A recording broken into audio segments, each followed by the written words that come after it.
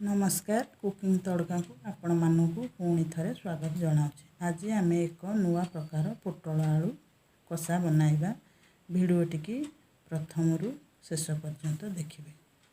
आसतु पोटल कषा आरंभ करिबा।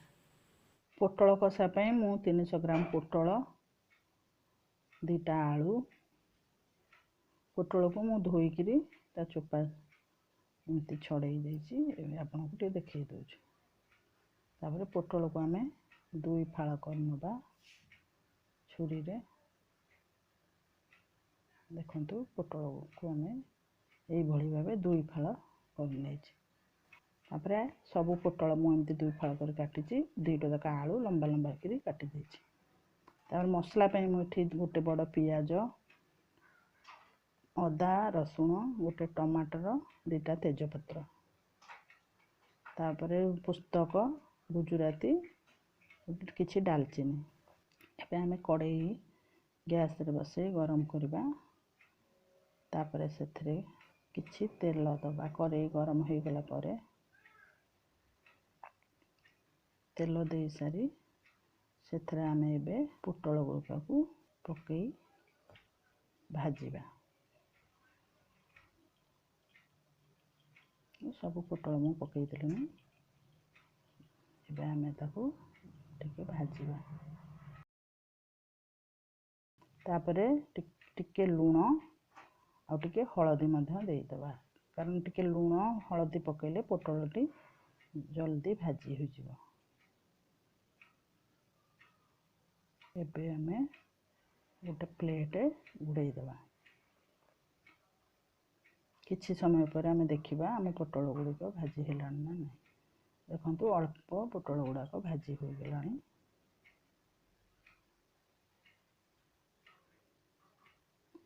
आउ किछि समय पे आमे ताकू भाजीबा।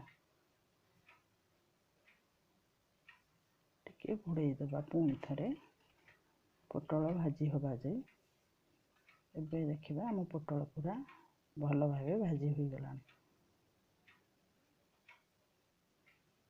तापरे एबे आमे ताको गोटे प्लेट को काढ़ी दबा। सेई कड़ाई रे पुणी किछि तेल दे आमे सबु आलू गुड़ा को मध्य भाजी दबा।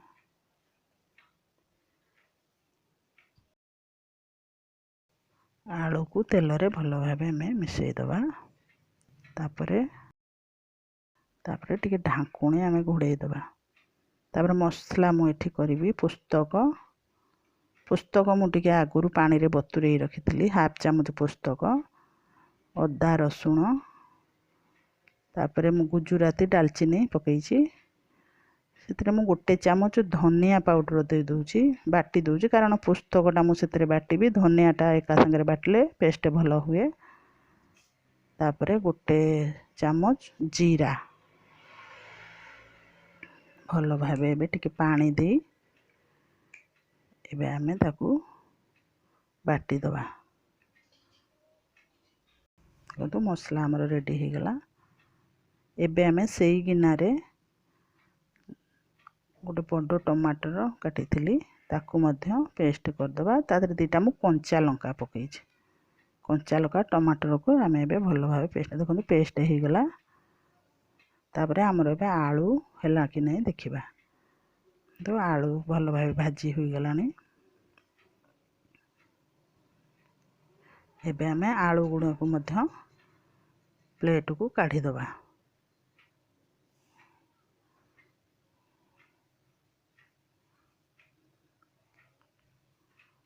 आलू आमे सब काढ़ी देले। एबे सेई कड़ाई रे आउ किछि तेल दबा।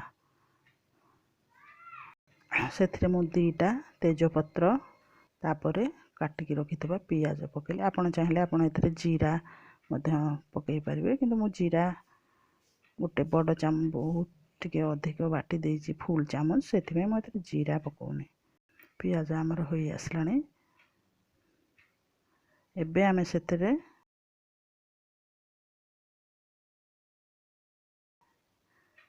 गोटे चामच चीनी दबा। कारण जेकोसी गरम मसला रे टिके चीनी भागटा देले तरकारी बहुत टेस्ट लगे। तापर एबे आमे सेथरे मसला दे दबा।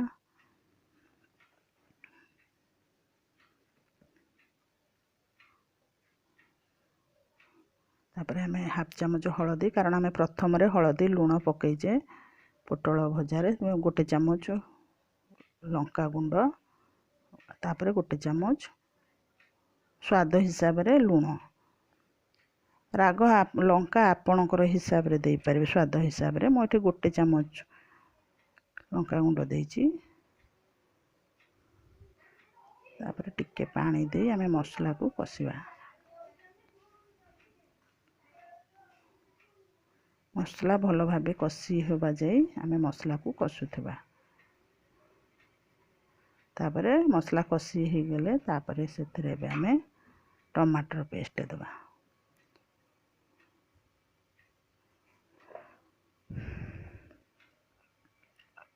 टमाटर को भल भाबे आमे कसिबा।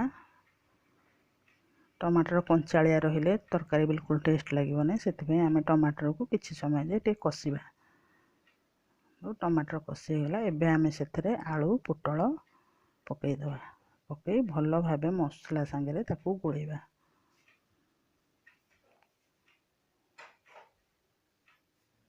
देखंतु हमर भल भाबे कसी हो गलानी मसला। मसला आलू पोटल हमर बे भल भाबे कसी हो गलानी। एबे आमे सेथरे पानी ऐड करबा। गोटे ग्लास पानी प्रथम मु देछि।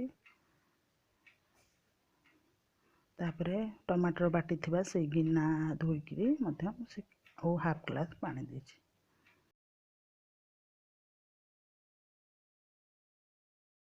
ऊपर मु गरम मसला हाफ चामच नेछि पकई एबे गोळै दबा।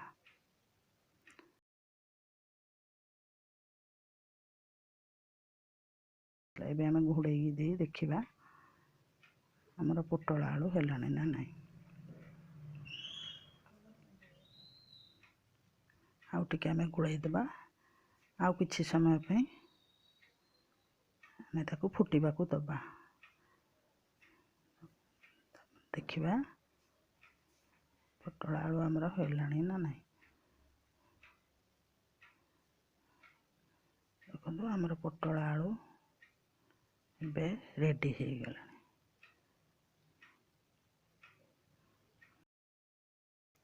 आपण चाहिए ये पोटल आलू को मध्य आउरी कषा एकदम ग्रेवी टाइप रो करदो, किंतु मु एठी टिके ग्रेवी करिछि।